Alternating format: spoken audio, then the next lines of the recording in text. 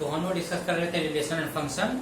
तो हम लोग मिसलीनियर डिस्कस कर रहे थे प्रीवियस क्लास में, और हमने कहा था अगर मुझे 2-3 क्वेश्चन लगेगा इंपॉर्टेंट है, वैसे तो मैंने खत्म कर दी थी, लेकिन हमने कहा था अगर मुझे लगेंगे 2-3 क्वेश्चन, तो मुझे 2-3 क्वेश्चन समझ में आए कि और मुझे करा देना चाहिए, तो मैंने 2-3 क्वेश्चन आज और रखे हैं, और इसको करने के बाद आज के बाद रिलेशन एंड फंक्शन आपकी खत्म होती है। तो हमने 1, 2 और 3 क्वेश्चन जो इम्पोर्टेंट हमें लग रहे थे कि इससे पूरा कवर हो जाएगा, और मैंने लगभग करा भी दिए। तो इन 3 क्वेश्चन को देख करके हम लोग इसको फिनिश कर देते हैं। तो इसमें कॉन्सेप्ट को बहुत आसानी से समझना है और देखना है कि कॉन्सेप्ट क्या कह रहा है और क्या निकालना है। ठीक, जैसे हम एक एक क्वेश्चन को डिस्कस करते हैं। जैसे हमारा पहला क्वेश्चन है, find the domain and range of the real function F. एक फंक्शन एफ है, ठीक, उसका फंक्शन एक्स बराबर कितना दे रखा है, मॉड एक्स माइनस 1। इसका डोमेन और रेंज निकालना है। क्या निकालना है, find the domain and range of the function f defined by the function x equal to mod x minus 1। तो आपको क्या दे रखा है, आपको ये दे रखा है कि फंक्शन एक्स जो दे रखा है वो क्या है आपका, मॉड एक्स माइनस 1। इसमें तो कोई दिक्कत नहीं है, तो दे ही रखा है। ठीक, इसका निकालना है डोमेन और रेंज। ठीक, अब देखिए इसका डोमेन और रेंज हम लोग कैसे निकालते हैं। पहले तो हम इस मॉड को समझते हैं, जो हमने आपको हर बार बताया है कि अगर ये मॉड एक्स है तो इस मॉड एक्स के 2 केस होंगे। एक मॉड एक्स का ये केस होगा, अगर ये एक्स ग्रेटर देन 0 हुआ तो यही मॉड एक्स आपका क्या निकल के आएगा, पॉजिटिव एक्स आएगा। और अगर इफ यही एक्स लेस देन 0 निकल के आया तो यही मॉड एक्स की वैल्यू क्या आएगी, निगेटिव एक्स आएगी। ठीक, तो अब हम हमने बताया ना, अगर ये मॉड एक्स का टर्म है तो 2 तरीके से यूज होगा। अगर ये एक्स ग्रेटर देन 0 है तो ये मॉड एक्स पॉजिटिव एक्स निकल के आता है। अगर आप ये एक्स लेस देन 0 है, यानी 0 से कम है, तो मॉड एक्स की वैल्यू क्या आ जाती है, माइनस एक्स। तो इन चीजों को आपको बहुत ध्यान रखना है, ये और ये। ठीक, यही कॉन्सेप्ट हम इसमें भी देखेंगे। ठीक, कि देखिए अब हम इसको ऐसे समझाने की कोशिश करते हैं। समझाने की कोशिश क्या करते हैं कि अगर ये x माइनस 1 ये हमारा है, ठीक, और हमने लगाया मॉड। ठीक, अब इसकी वैल्यू देखिए कैसे आएगी। ठीक, ये देखिए, ठीक, ये तो इसकी वैल्यू ऐसे आएगी, अच्छा सा बनाते हैं ये। ठीक है, थोड़ा सा अच्छा होना चाहिए, ये ब्रैकेट है। तो एक तो पॉजिटिव आएगा x माइनस 1 और एक आएगा निगेटिव आएगा x माइनस 1। लेकिन कब, इफ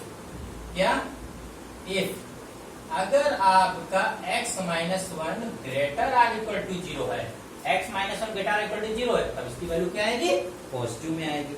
ये बात आपको समझ में आ ही रही होगी।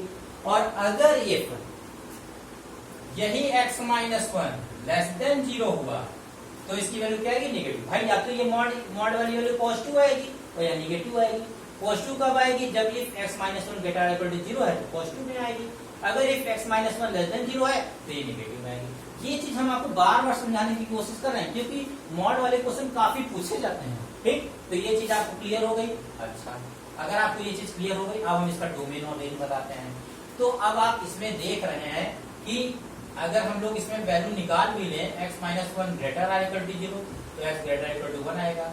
और अगर हम ये वाली देख रहे हैं x माइनस 1 लेस देन 0 देख रहे हैं तो x लेस देन 1 आ जाएगा। क्या रहेगा ये, तो एक में 1 या 1 से ज्यादा और एक में 1 से कम। अगर हम लोग देखें हैं तो यहाँ ये 1 है तो इधर 1 या 1 से ज्यादा और 1 से कम इधर।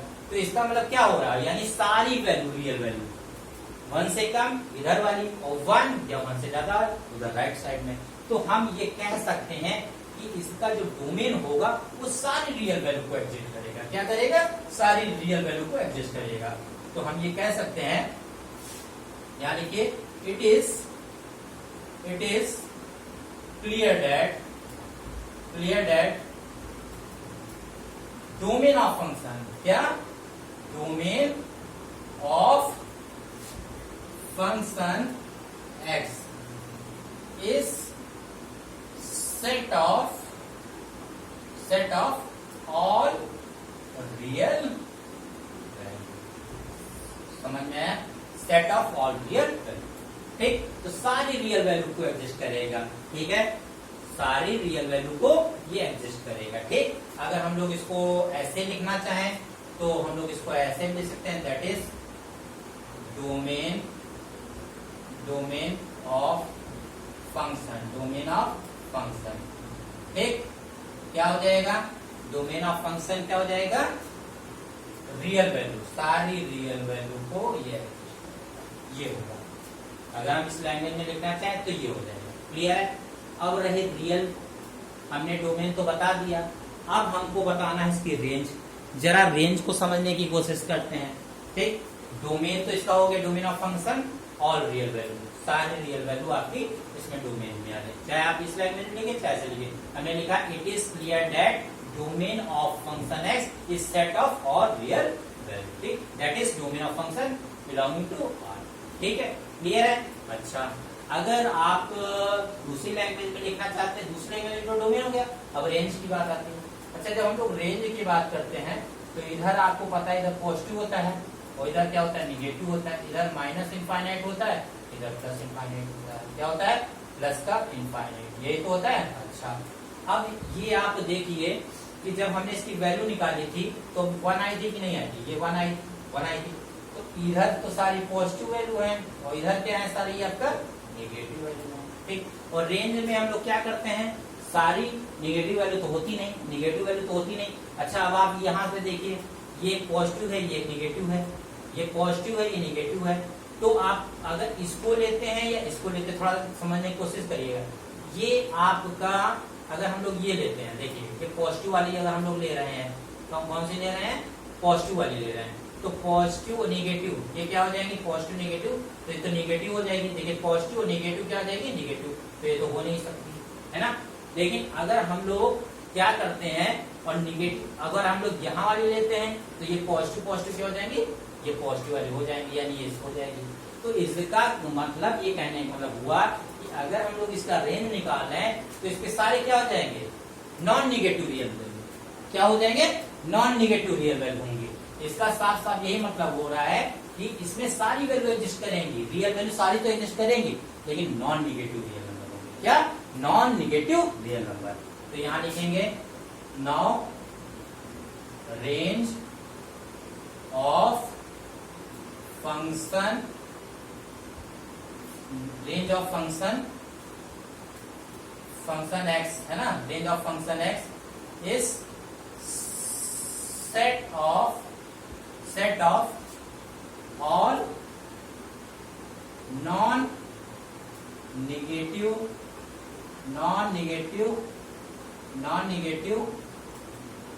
Real value. बात समझ में आई? Non negative. तो range of function x is set of all non negative real value होंगी। नॉन निगेटिव रियल का मतलब सब कुछ। समझ में आई बात? लैंग्वेज को समझिए, डोमेन तो सारी वैल्यू एग्जिस्ट करेंगी। हमने क्या लिखा था, चाहे ये लैंग्वेज लिखिए, it is a clear that domain of function x is set of all real value, यानी that is domain of function belonging to R, यानी सारी रियल वैल्यू को एग्जिस्ट करेगी। लेकिन रेंज की बात करें तो now range of function x is set of all non negative real value. Non negative real value को क्या करेंगे? Range of function x is set of क्या होगी? Set of all non negative real value. Clear है? तो ये रहा इसका डोमेन और रेंज। तो मॉड वाले क्वेश्चन पर आप लोग काफी अलर्ट रहिएगा, मॉड वाले क्वेश्चन पर काफी अलर्ट रहिएगा, क्योंकि मॉड वाले क्वेश्चन ज्यादा पूछे जाते हैं। ठीक, चलिए अब हम लोग दूसरे क्वेश्चन को देखते हैं।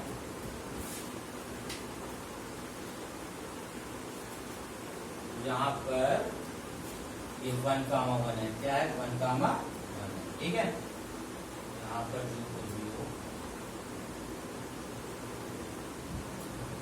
ठीक, चलिए देखें, एक क्वेश्चन है हमारे पास, ये कुछ अलग टाइप का क्वेश्चन है और थोड़ा ध्यान से देखिएगा इस क्वेश्चन को, क्योंकि ये क्वेश्चन काफी इंपॉर्टेंट है।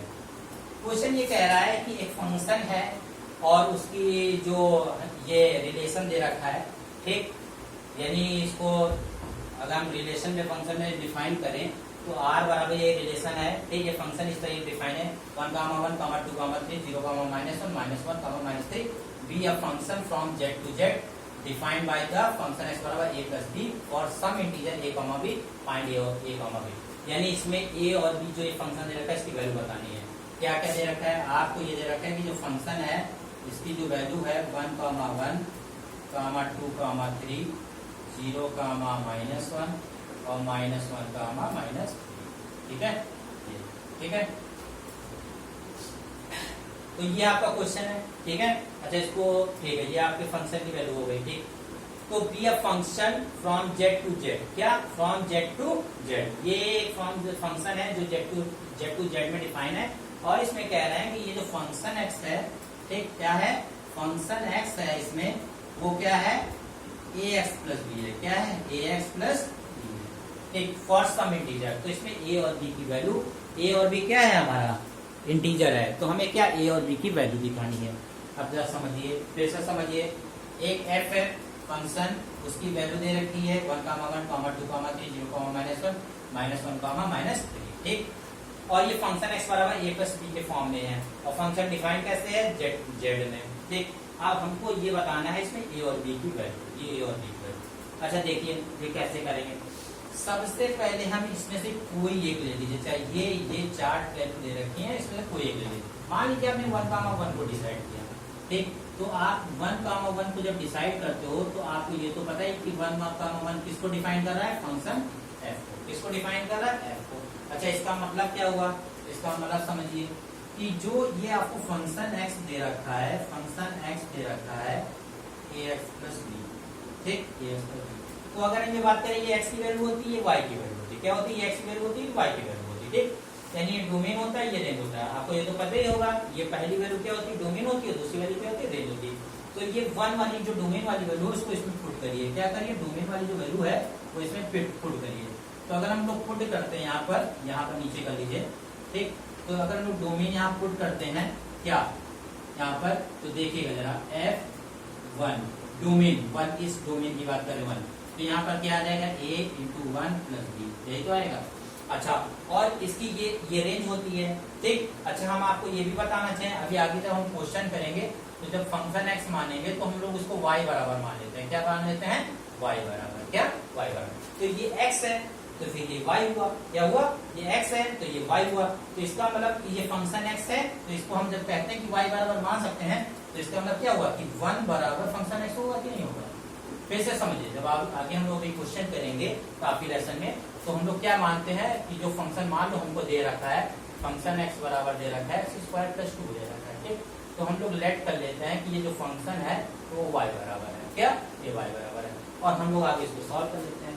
तो कहने मतलब ये x होता है और ये y होता है, जिसको हम लोग डोमेन बोलते हैं, इसको रेंज बोलते हैं। तो ये जो y होता है तो y की वैल्यू यहाँ रख देते हैं 1, और जो फंक्शन x की वैल्यू ये है, और हम लोग इसको सॉल्व कर लेते हैं। तो अब वही चीज है कि ये जो फंक्शन x है, फंक्शन x की वैल्यू में तो 1 हमने रख दिया, तो इसकी वैल्यू कितनी है 1, क्या है ये 1, तो यहाँ पर 1 रख देंगे, 1 बराबर a + b, ठीक, a + b, या हम लोग इसको कह सकते हैं a + b बराबर 1। हमारी इक्वेशन 1 ये हो गई, ठीक। अब आप कोई इसमें वैल्यू ले लीजिए, मान लीजिए आपने लिखी 0, -1 ले ली, क्या ले ली, अब 0, -1 ले ली, तो फिर 0, -1 भी तो वही काम करेगा, ये भी फंक्शन को बिलोंग करेगा कि नहीं। हम कह रहे हैं 0, अगर -1 आप ले रहे हैं, 0, -1 ये भी फंक्शन को डिफाइन करेगा। अच्छा अगर ये भी फंक्शन को डिफाइन करेगा तो किस तरीके से करेगा, अब आप फिर वही काम करिए। फंक्शन x बराबर आपका क्या दे रखा है, फंक्शन x तो आपका फिक्स है ax + b, ठीक। अब यहाँ पर वैल्यू रख दी है 0, ये डोमेन वाली वैल्यू रखी है x वाली, तो जब यहाँ रखेंगे 0 तो यहाँ क्या आ जाएगा a, x की जगह 0 + b रखा। अच्छा और हमें पता है कि इस फंक्शन 0 पर वैल्यू क्या है -1, क्या है -1, तो यहाँ -1 रखा, तो फंक्शन 0 पर -1 रखा, तो ये क्या आ गया, ये a को 0 से करेंगे क्या आ जाएगा, ये तो 0 आ जाएगा, और प्लस b, यही तो आएगा। तो b की वैल्यू कितनी हो जाएगी, b बराबर आ गया -1, कितनी आ गया, b = कितना आ गया -1 आ गया, यहाँ रख दीजिए b = -1, ये ठीक, b = -1 आ गया।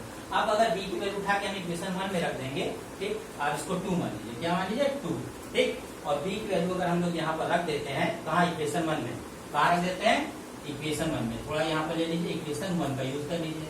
इक्वेशन 1 क्या है, a + b = है आपका 1, b की जगह रखिए a, और b की जगह कितना रख देते हैं प्लस, b की जगह -1, ये ठीक। तो a की वैल्यू कितनी हो जाएगी, -1 उधर ले जाएगी, तो a की वैल्यू कितनी आ जाएगी 2। तो ये रही आपकी b की वैल्यू और ये रही आपकी a की वैल्यू, ठीक। इसको चाहे आप अंडरलाइन करिए और चाहे नहीं, ठीक। यहाँ पर b की वैल्यू कितनी आ जाएगी, ये आ जाएगी ये -1 आएगी, b इक्वल टू -1, क्या इक्वल टू -1, ठीक। तो ये b वाली वैल्यू हमने क्या कर दी, यहाँ पर रख दी, ठीक। आप 2 ही मान लीजिए इसको, b इक्वल टू -1 है, ये इक्वेशन 2 मान लीजिए, और ये जब 2 आई जो b की वैल्यू -1 आई यहाँ पर 1 में रख दी, 1 में रखी तो a और b की जगह -1 उधर क्या, तो 2 आ गई, तो a की वैल्यू 2 आ गई, b की वैल्यू -1 आ गई। अच्छा, हम एक चीज आपको बताना चाहते हैं, आप यही नहीं वैल्यू ले सकते, आप ये भी ले सकते हैं, लेकिन सब फंक्शन को बिलोंग करेंगे, मेथड यही होगा, आपका मन हो तो ये ले लीजिए, आपका मन हो तो ये ले लीजिए, ठीक है, ओके। चलिए अब हम लोग एक लास्ट क्वेश्चन को डिस्कस करते हैं, ठीक। लास्ट क्वेश्चन भी काफी इंटरेस्टिंग है, ठीक। लास्ट क्वेश्चन में देखिए एक फंक्शन है, क्या है, क्या है, एक फंक्शन है, वो डिफाइन कैसे है आपका 9, 10, 11, 12, 13, ठीक। और इसमें ये भी कहा गया है कि ये किस तरह डिफाइन है, डिफाइन है ये फंक्शन ए नेचुरल नंबर है, ठीक। Be define by defined by fn बराबर ये the highest prime factor of, ठीक। ये चीज तो हमें गिवन है। अब इस क्वेश्चन में थोड़ा ध्यान से समझिएगा कि करना क्या है हमें। एक सेट है और उसमें एलिमेंट कौन कौन से 9, 10, 11, 12 और 13 है, और ये कह रहे हैं लेट कह रहे हैं ये फंक्शन है, ये जो सेट ए है ये नेचुरल नंबर n को बिलोंगिंग कर रहा है, यानी n को ये रिप्रेजेंट कर रहा है, ठीक। और ये किस तरह रिप्रेजेंट कर रहा है, defined by function n the highest prime factor of n, the highest prime factor of n, find the range of n, यानी जो फंक्शन है उसका रेंज बताना है। तो अब आप देखिए सबसे पहले जितने एलिमेंट है उनके हम लोग प्राइम फैक्टर निकाल लेते हैं, चाहे वो 9 हो या 10 हो, 11, 12, 13 सबका। तो sense prime factor of 9, prime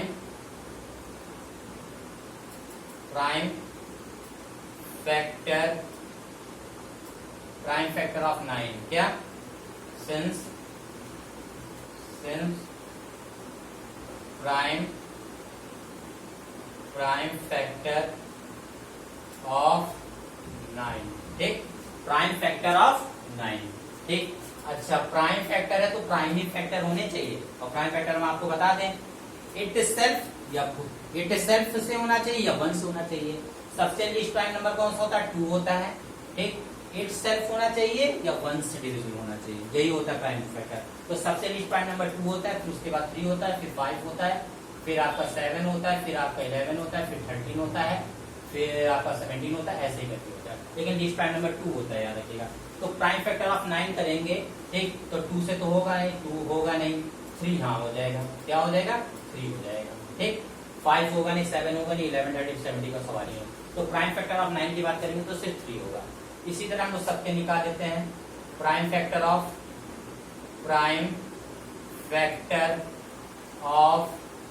10, सबको पहले लिख लेते हैं फिर निकालते हैं। Prime factor of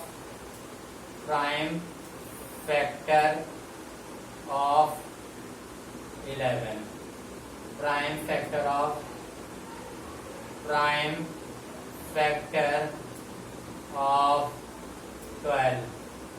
prime factor of 13, ठीक। अब सबका हम निकालते हैं। 10 का अगर प्राइम फैक्टर देखेंगे, फिर से देखिए इसका तो क्लियर हो गया 3 का। अब अगर हम लोग 10 का देखते हैं तो 2 से हो जाएगा, बिल्कुल सही 2 हो जाएगा, 3 से मन नहीं होगा, 5 भी हो जाएगा, क्या हो जाएगा 5 हो जाएगा, 5 हो जाएगा, 2 हो जाएगा, 5 हो जाएगा, बाकी 7 कुछ नहीं होंगे इससे बेटर। 11 पे आ जाए तो कोई नहीं होगा, सिर्फ 11 खुद ही से होता है, तो 11 हो जाएगा इसका प्राइम फैक्टर। 12 की बात आती है तो 12 के लिए हमारा 2 होगा, 2 हो जाएगा, 3 से भी हो जाएगा, 2 भी हो जाएगा, 3 भी हो जाएगा, 5 नहीं होगा, 7 नहीं होगा, 11 नहीं होगा, 13 नहीं होगा, 17 नहीं होगा, तो 2 और 3 आ जाएंगे, ठीक है ना। अच्छा, और बात करते हैं 13 का अगर हम लोग देखें तो 2, 3, 5, 7, 11 से मतलब ये सिर्फ 13 से होगा। तो ये तो इसके प्राइम फैक्टर हम निकाल लिए, ठीक, इसको कर देते हैं। तो हमने सबसे पहले क्या किया, प्राइम फैक्टर निकाल लिए सबके। क्या निकाल लिए, प्राइम फैक्टर। जितने भी ए के एलिमेंट थे, चाहे वो 9 हो या 10 हो या 11 हो या 12 हो या 13 हो, सबके हमने प्राइम फैक्टर निकाल लिए। अब हम लोग क्या करते हैं, 9 क्या करते हैं, 9 function and the highest prime number of the, क्या, द, इसी को तो रिप्रेजेंट कर रहा है, the highest prime factor of n, यही तो है, एफ एन क्या है, the highest prime factor of n, ठीक, इसको प्राइम फैक्टर ऑफ एन, ठीक। अब आप देखिए, सबसे पहले आप 9 का देखिए, 9 का क्या आ रहा है, 9 का कितना आ रहा है, 3, कितना आ रहा है, the highest prime factor of क्या, एन आएगा, हाईएस्ट लिखा है, ये ध्यान रखिएगा, हाईएस्ट प्राइम नंबर, तो 3 तो अकेला है, तो इसका तो 3 हो जाएगा, ठीक। जरा इसमें आ जाएगा, 10 में आ जाओ, 10 में आ जाते हैं, 10 में हाईएस्ट की बात करी तो 2 और 5 में हाईएस्ट क्या है, 5 हो गया, ठीक। फिर आ जाइए, फिर 11 की बात कर लेते हैं, 11 में तो कुछ करना ही नहीं क्योंकि अकेला है, तो वही अपना खुद ही हाईएस्ट हो गया, 11 हो गया। फिर आप देखिए 12 में आ जाइए, 12 की जब हाईएस्ट बात करेंगे तो 2 और 3 में क्या आ जाएगा, 3 ही तो होगा हाईएस्ट की बात कर रहे हैं, तो हाईएस्ट जब बात करेंगे 2 और 3 में 3 हो गया। फिर आप आ जाइए 13 में आ जाइए, 13 की जब बात करें तो 13 में तो खुद ही हाईएस्ट क्या है, हाईएस्ट 13 ही है अपना, खुद ही हाईएस्ट 13 है, इसमें तो कुछ है ही नहीं, तो 13 हो गया। तो अब ये हमने कर दिया, एफ एन इसीलिए लिख दिया, नाउ एफ एन बराबर फंक्शन एन बराबर, ये फंक्शन एन है the highest prime factor of n, तो हाईएस्ट हमने सबके ले लिया, इसका 3 आया, इसका 5 है, इसका 11, इसका 3 है, 13। अब हम लोग क्या निकाल सकते हैं, रेंज ऑफ फंक्शन एफ। तो अब hence last line, hence range of function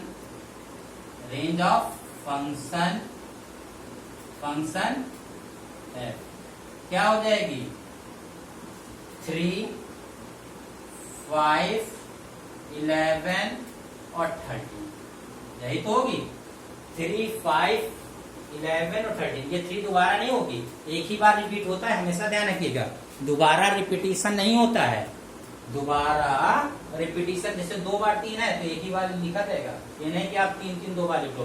तो 3 हो गया आपका, 5 हो गया आपका, 11 हो गया आपका, 3 तो पहले ही हो गया था और 13 हो गया, ठीक, ओके।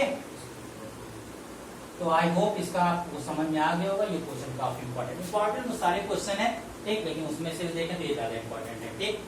इसको अगर हम लोग लाइन से थोड़ा अलग कर दे रहे हैं ताकि आपको समझने में कोई दिक्कत ना, ठीक। ये हम एक लाइन आपकी अच्छी सी क्योंकि ये क्वेश्चन थोड़ा सा